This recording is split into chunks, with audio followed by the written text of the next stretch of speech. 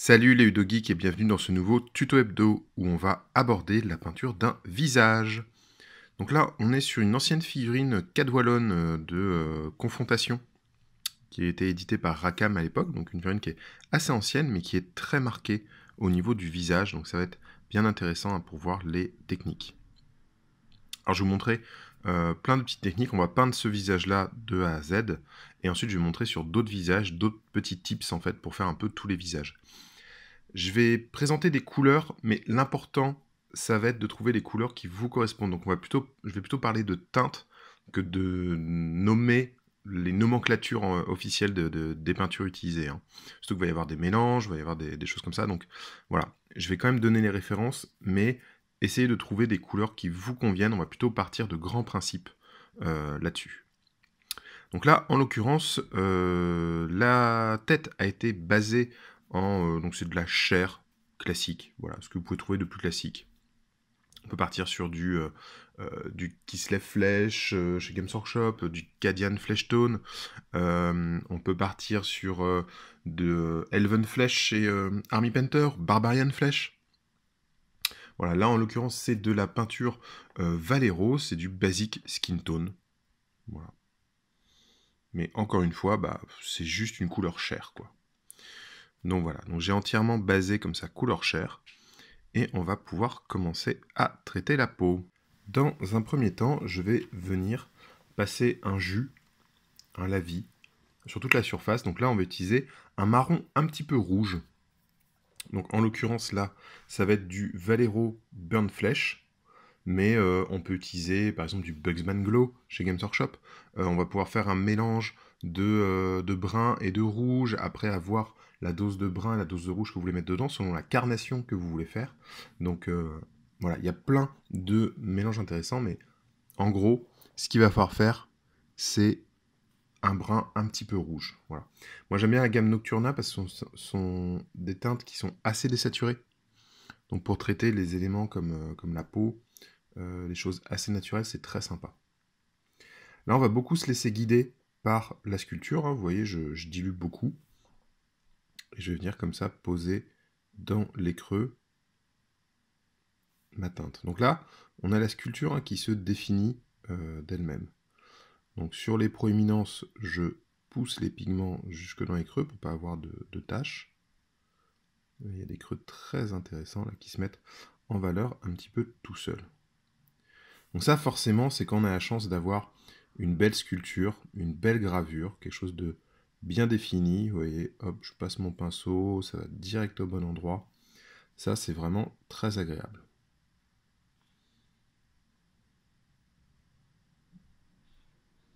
C'est un truc qui marche mieux, je trouve, avec des figurines en métal ou en résine qu'avec des figurines en plastique. Les figurines en plastique ont tendance à être un petit peu plus lisses. Voilà. Donc ça va être une bonne base pour commencer. Je reviens mettre à certains endroits autour du nez, dans les orbites. Je reviens insister un petit peu. Là, je remets un petit peu de peinture dans mon mélange pour être plus marqué, être moins dilué.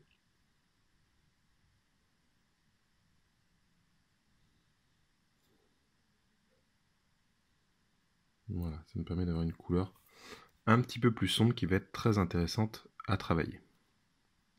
Ah, donc petit exemple, hein, pour vous dire que c'est vraiment à vous de choisir vos couleurs, que vous n'êtes pas obligé de suivre comme ça le tuto peinture par peinture, et que si vous n'avez pas les mêmes références, vous pouvez parfaitement trouver un résultat équivalent. Donc j'ai montré sur la palette un peu les petites différences. Sur la première figurine, on est parti donc de cette couleur-là, qu'on a ensuite assombrie avec celle-là. Et là, sur cette figurine, sur celle-ci, j'ai cette couleur-là, donc c'est du Kislev Flesh de base, que j'assombris avec du rouge brûlé de Valero. Voilà. Donc le rouge brûlé étant plus saturé, ça fait un résultat qui est beaucoup plus marqué. On peut comparer avec l'autre figurine. Voilà, donc j'ai un résultat qui est plus marqué, plus foncé dans les creux, mais que je vais pouvoir éclaircir de la même façon si j'ai envie, qui va me permettre d'avoir un rendu différents, mais avec des techniques similaires. Voilà, ça permet d'avoir des peaux assez uniformes, mais qui vont tout de même avoir des petites différences de carnation. Donc c'est parfait quand vous avez une bande à faire, pour que tout le monde n'ait pas la même couleur de peau, parce qu'en fait, personne n'a la même couleur de peau que son voisin. Donc une fois que mon lavis est bien sec, je vais revenir avec ma couleur de base, rééclaircir certains points, donc il va y avoir les pommettes. Si le menton est très prononcé aussi, il faut le reprendre comme ça. Alors le front a bien dégagé, hein, le front prend beaucoup la lumière sur un visage.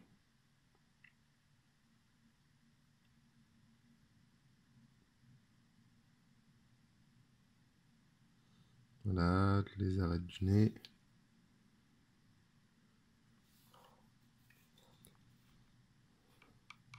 Je fais ça en étant bien dilué tout de même, pour garder ma petite carnation, le rouge que j'ai ajouté dans ma couleur chair. Sinon, ça ne servira à rien de le faire.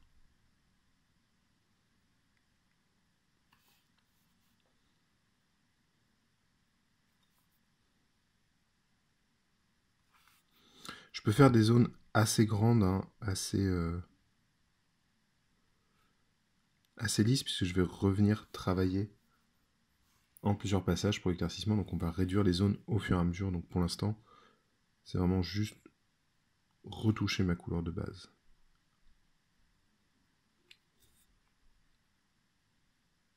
Je vais laisser une espèce de ligne là au milieu du front pour qu'il ait l'air vraiment en colère. Ça marche bien.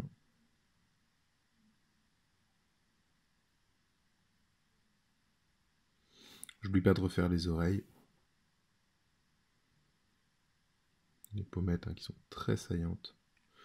Les lèvres, hein, puisqu'on viendra par la suite les retravailler.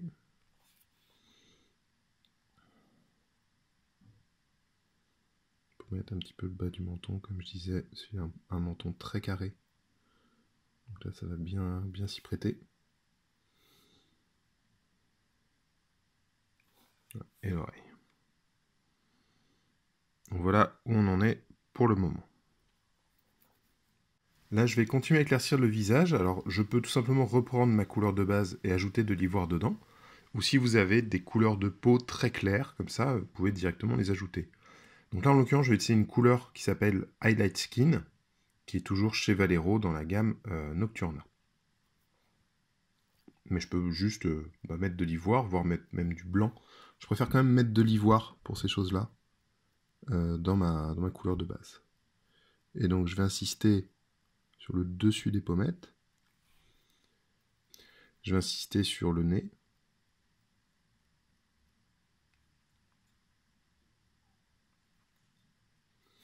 Les sourcils.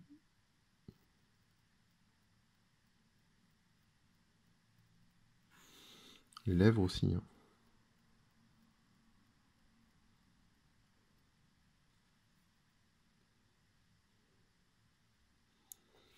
Et je vais faire en étant bien dilué. Je vais venir faire comme des petites lignes là, sur le front pour éclaircir un peu les tempes.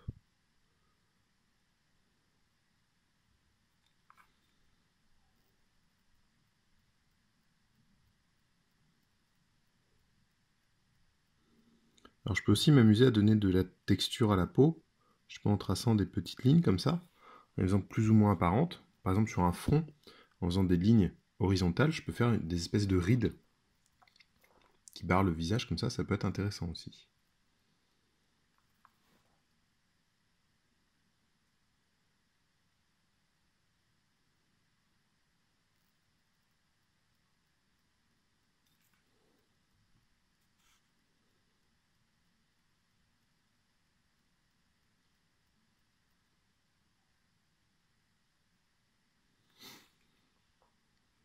Voilà.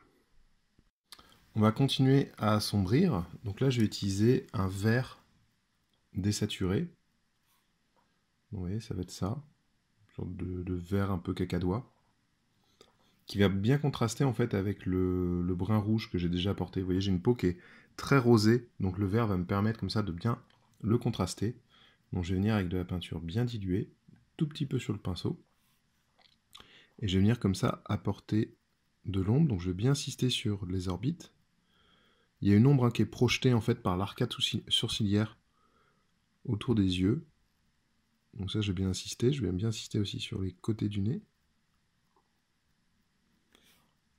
Ça va permettre d'accentuer en fait le regard de la figurine avant même d'attaquer les yeux.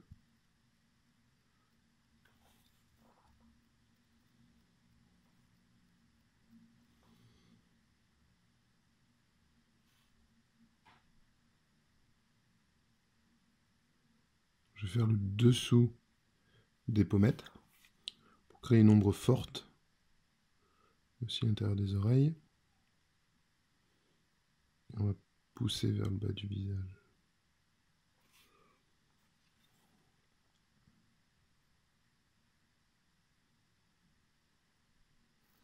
Là, on commence à avoir une teinte très intéressante, un jeu de saturation aussi qui est intéressant.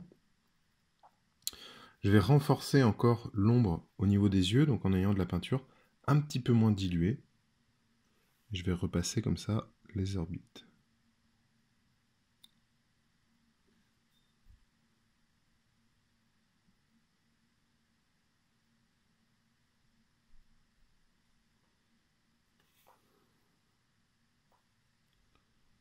Voilà. On va venir nettoyer s'il y a eu des petits accrochages, donc je vais revenir avec mon highlight, refaire quelques petits points. Et on va pouvoir passer à l'étape suivante. Alors on va voir sur celui-ci que je vais aussi faire une ombre pour contrer comme ça ce rouge très fort que j'ai mis. Le rouge est plus fort sur cette pièce, je vais plutôt le contrer avec du bleu que du vert, pour quand même faire un contraste moins intense, parce que ma couleur est déjà suffisamment intense. Donc je dilue, donc là c'est un bleu sombre avec une pointe de vert dedans, donc en l'occurrence c'est du Incubi Darkness. Ça marche très très bien si vous avez du bleu marine foncé de Prince Auguste, c'est une couleur qui est vraiment top pour faire ça. Voilà, mais du coup une peinture bleue, un turquoise foncé. Et là pareil, donc je vais venir l'appliquer dans les orbites, et je vais forcer parce que là, comme il est vraiment engoncé avec le casque et tout, ça projette vraiment une très grosse ombre là sur ses yeux.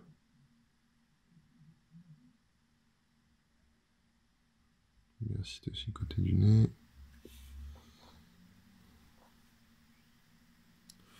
On va faire là la zone au contact du casque ici.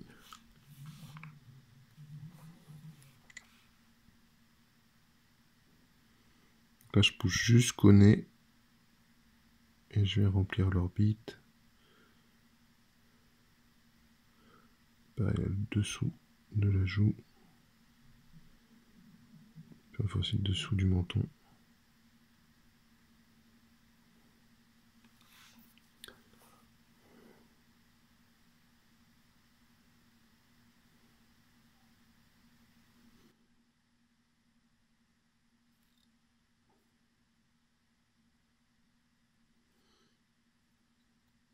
Voilà, donc j'ai mon bleu qui réagit avec mon rouge, qui donne une ombre très intéressante. Donc là, ça va être l'occasion de vous donner une petite galerie de palettes utilisées. Donc là, sur ce personnage, on a fait la base avec cette couleur, donc qui est une couleur chair naturelle, ça s'appelle, chez Vallejo. Donc qui est un beige marron très clair, plutôt beige jaune que rose orangé, qui a reçu ensuite du marron rouge, voilà, chair brûlée comme ça, pareil passé sur toute la pièce, qui a été éclairci ensuite avec du highlight flèche, et qui a reçu ce vert là, voilà, dans les creux. Voilà, donc ça c'est un exemple. Alors un autre exemple, alors là c'est une palette up un peu plus spécifique. Donc pour ce personnage qui fait très pirate à mes yeux, donc je voulais une chair tannée, quelque chose d'assez assez bronzé. Donc là on part d'une basse flèche, donc qui a une sorte de brun, voilà, en base. Donc on peut voir, c'est celui qui est sur les bras, parce que j'ai pas encore traité les bras. Qui est éclairci ensuite avec de la chair, un beige jaunâtre. Ensuite, les highlights sont faits comme ça, en quasiment de l'ivoire. C'est de l'ivoire avec une pointe de rose, en fait. Les ombres en brun rouge et marquées un petit peu plus avec du vert désaturé. Voilà, donc ça fonctionne très très bien. Alors, maintenant que j'en suis là, on va commencer à attaquer les détails importants. Donc là, on va faire les yeux.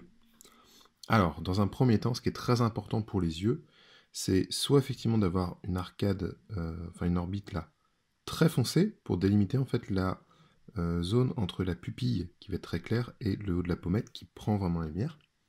Soit, si vous n'avez pas une zone foncée comme ça, parce que vous avez décidé de ne pas obscurcir l'orbite, c'est venir d'abord peindre l'entièreté de la pupille en noir, pour avoir un liseré, avoir une zone noire en fait, avoir un petit lining. Là, je vais venir avec du blanc, sur un pinceau très très fin. Alors c'est très délicat à faire, j'espère que je vais y arriver. Et je vais venir recouvrir du coup la pupille. Donc comme mon orbite est très sombre, je peux me permettre de faire une grande pupille.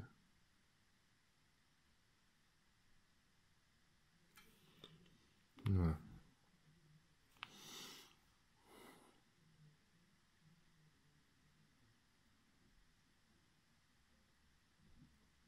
Hop là. Et la même de l'autre côté.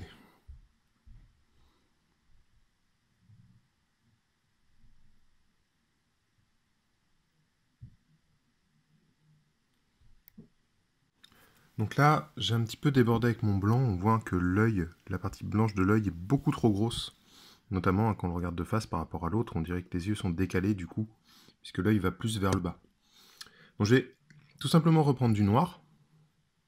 Je dilue un petit peu, je prends avec un pinceau très fin. Et je vais venir faire un peu comme s'il avait du mascara, un lining noir sur le bas de l'œil pour bien le séparer de la peau.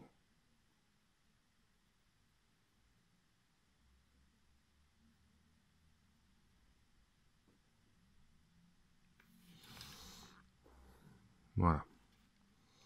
Donc là, les yeux sont un peu plus alignés, c'est plus intéressant. Alors, maintenant on va venir justement avec ce noir lui dessiner la pupille. Je vais vous montrer petites astuces pour la pupille. On va parler un peu de concept d'abord.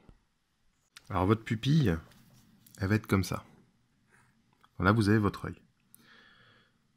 En général, les gens, quand ils peignent une pupille, ils vont essayer en fait de faire un point noir au milieu. Ce qui est pas bon en fait, ça donne un peu une tête d'ahuri. Quand vous avez deux yeux comme ça côte à côte, avec le point noir au milieu, ça donne juste l'air surpris, les yeux très écarquillés et tout, donc c'est vraiment pas ça qu'on va chercher. Surtout que sur un élément qui est tout petit, votre point noir en fait, il va plutôt avoir tendance à être de cette taille-là, si ce n'est plus. Et là, ça donne vraiment l'air bête en fait. Donc tout simplement pour les yeux, alors, hop.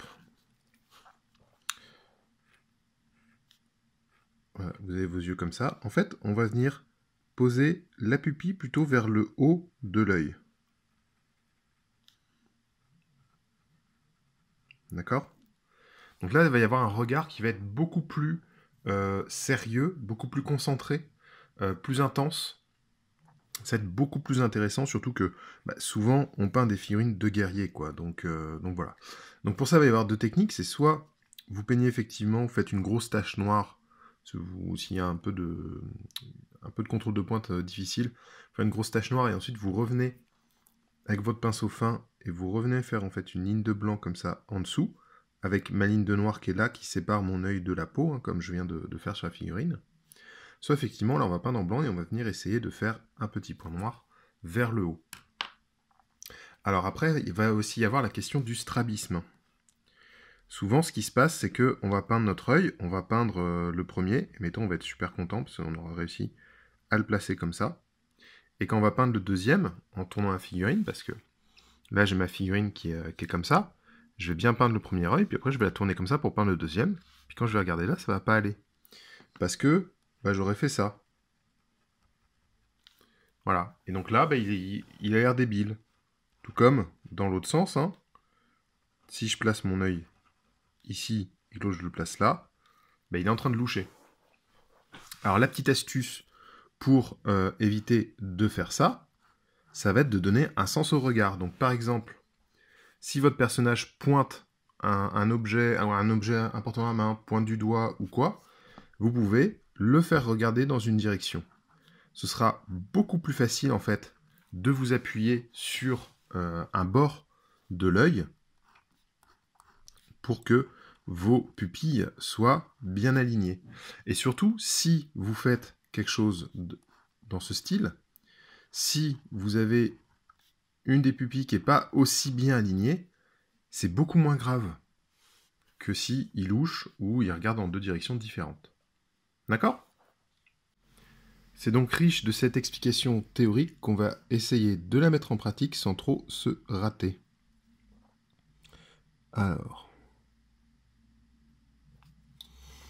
donc essayez de trouver le moyen d'être le plus stable possible.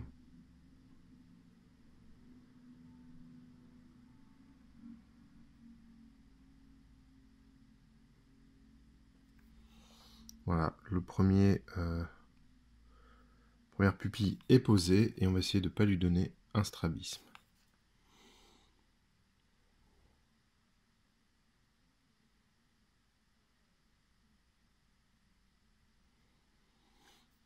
Ce qui me semble pas trop mal comme ça. Voilà. Alors, une autre petite astuce. Mettons, vous faites votre œil. Donc là, on a l'orbite qui est bien sombre. Le passage de blanc sur l'entièreté du globe oculaire. Et je vais venir faire mon petit point de noir. Je suis plus à l'aise comme ça, en fait. Alors souvent, j'arrive assez bien à faire l'œil droit, et puis l'œil gauche, après, je galère.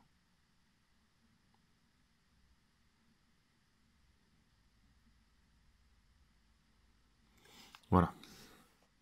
Donc là, j'ai mon premier œil qui est fait.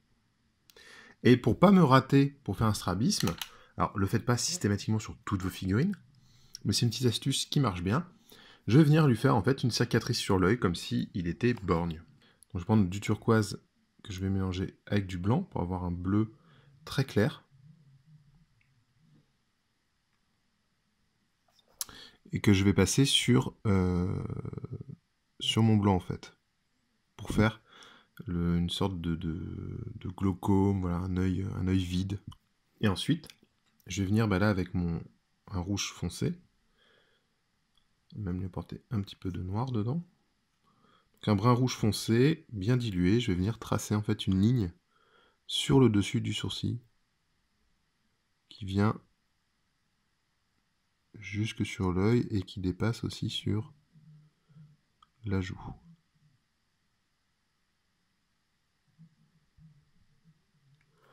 Voilà. Voilà, il n'est pas très propre, je vais venir le reprendre un petit peu.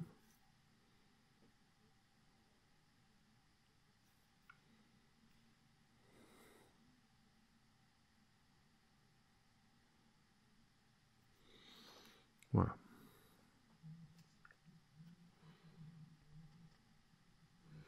Donc là, ça me permet de donner de la personnalité au visage, tout en m'enlevant une contrainte un peu compliquée. Pour fignoler cette cicatrice, je vais revenir avec un petit peu de rouge, que je vais remettre au centre de mon trait sombre. Voilà.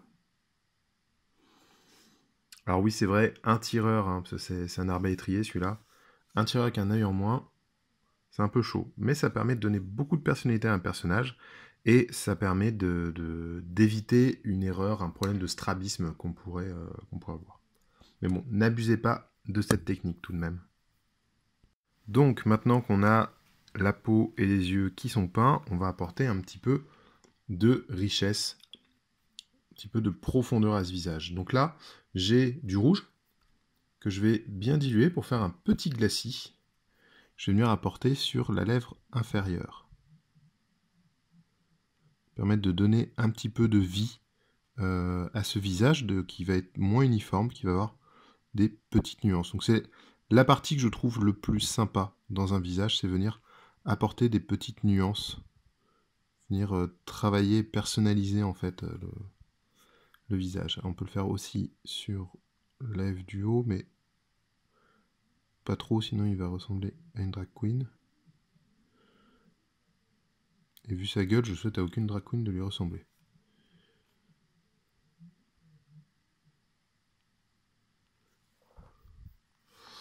Voilà. On va prendre un petit peu de bleu glacial aussi. Donc je prends un petit peu de bleu que je mélange à du blanc. Voilà, pour avoir un gris, un bleu-gris. Et ça, je vais venir le mettre sous les pommettes. Pareil en petit glacis.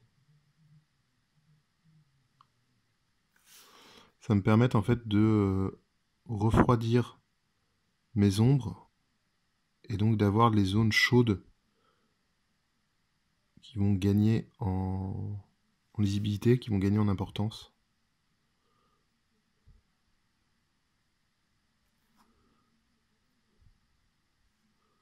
J'en profite pour accentuer des ombres qui étaient un petit peu manquantes à certains endroits. Voilà.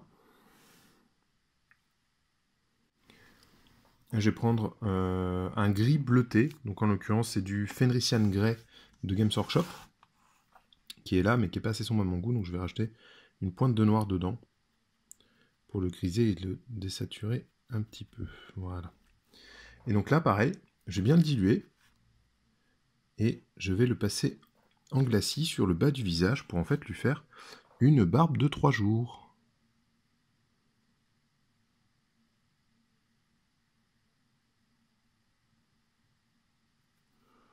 Voilà, donc ça me permet d'avoir un personnage comme ça mal rasé. Ça va renforcer son air patibulaire.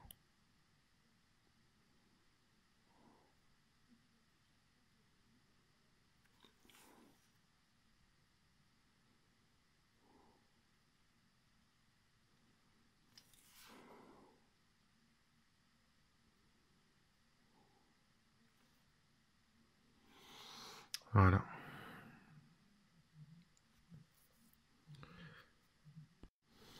Maintenant, je vais peindre ses cheveux avec un brun foncé que je dilue bien. Comme ça, je vais garder un petit peu les volumes de la sculpture grâce à la couleur chair qui est en dessous.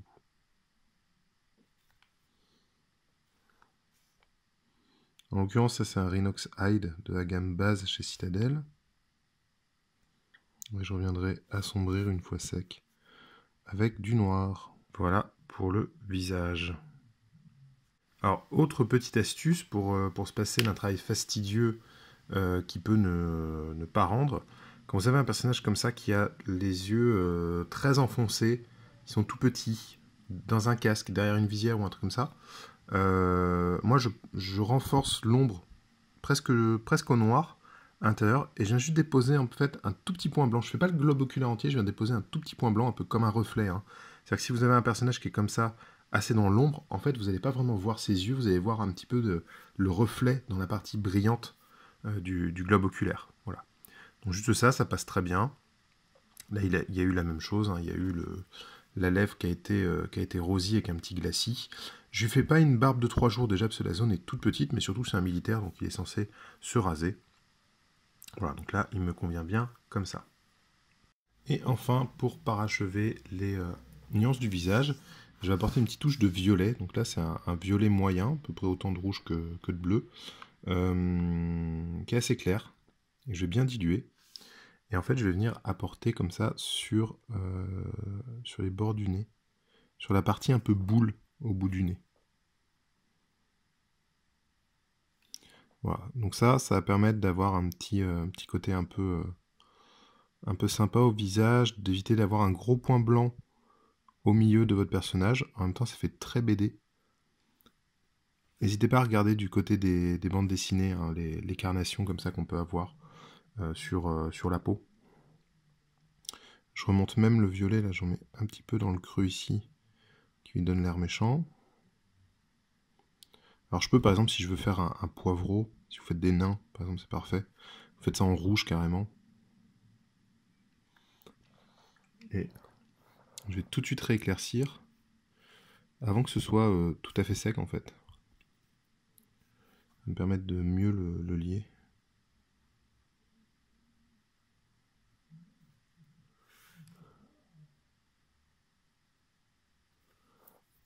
Voilà. Et ben voilà, pour ce visage, pour les différents exemples hein, qu'on a pu voir, vous voyez, même technique mais avec une couleur de peau différente. C'est plus facile que ce qu'on pourrait croire. Donc je vous invite à tester comme ça, à faire de beaux visages. N'hésitez pas sur les couleurs hein, à y aller franco, faire des couleurs un peu étranges. Vous voyez, là j'ai quand même du rouge, du vert, du violet, mais c'est bien lié partout.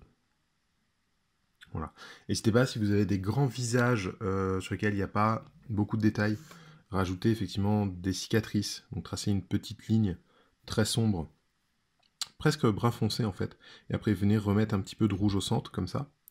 Vous pouvez effectivement donner une nuance au nez. Bah lui, on va lui faire un nez un peu rougeâtre. Comme lui, on voit très peu, avec la moustache, on voit très peu ses lèvres. Donc je peux pas rougir la lèvre, donc j'en profite pour rougir son nez en fait. Donc pareil, petit glacis.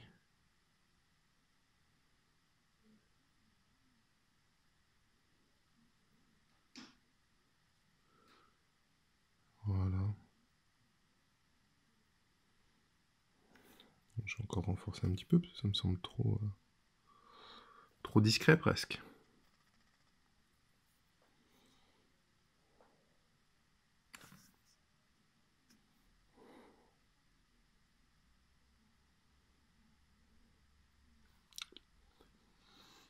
Voilà. Ah, donc lui, en l'occurrence, a été peint avec le kit peau de Nocturna, qui est vraiment super chouette. Donc là, c'est le pot féerique, enfin Fairy Flèche. J'ai aussi le pot Maléfique Flèche que j'adore. Bah, par exemple, il y a ça qui a été fait avec le Maléfique Flèche.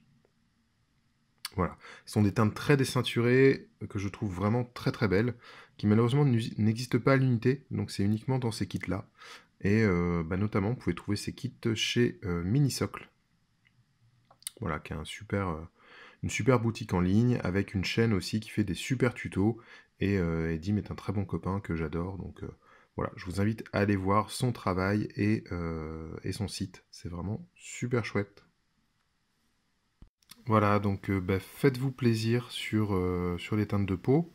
Là, c'est un exemple que je vous ai donné avec mes petites astuces à moi. Comme vous pouvez le voir, il y a plein de techniques différentes pour arriver à des résultats assez étranges. Donc là, on est plutôt sur une gamme de gris avec un léger violet, donc ça donne quelque chose de très désaturé. Là, pareil, on va être sur du gris avec un petit peu de bleu dans les creux, et puis remettre un petit peu de rouge justement sur la lèvre, etc. Et là, bah, deux teintes assez similaires à ce qu'on vient de faire. Et bah, justement, j'ai rajouté des petites blessures comme ça, parce qu'il avait le sommet de la tête un peu plat, je trouvais. Donc voilà, donc faites-vous bien plaisir comme ça sur les teintes de peau. Essayez des couleurs, faites des mélanges, etc. Voilà, il y a vraiment de quoi faire, de quoi s'amuser. Voilà. Donc j'espère que ce tuto vous aura plu. En attendant, on se retrouve sur les différents réseaux, hein, comme d'habitude, que ce soit sur le Facebook de Grégoric, sur le site dupainetdesjeux.fr, sur le groupe des peintres et des joueurs, où on peut discuter, se donner des conseils, échanger des photos, des idées, etc. Et si vous avez envie de participer à la vie de la chaîne, de m'aider, que ce soit à acheter des figurines, des pots de peinture ou quoi, il y a le Tipeee. Voilà, je vous fais plein de gros bisous, et je vous dis à très bientôt pour un nouveau tuto hebdo.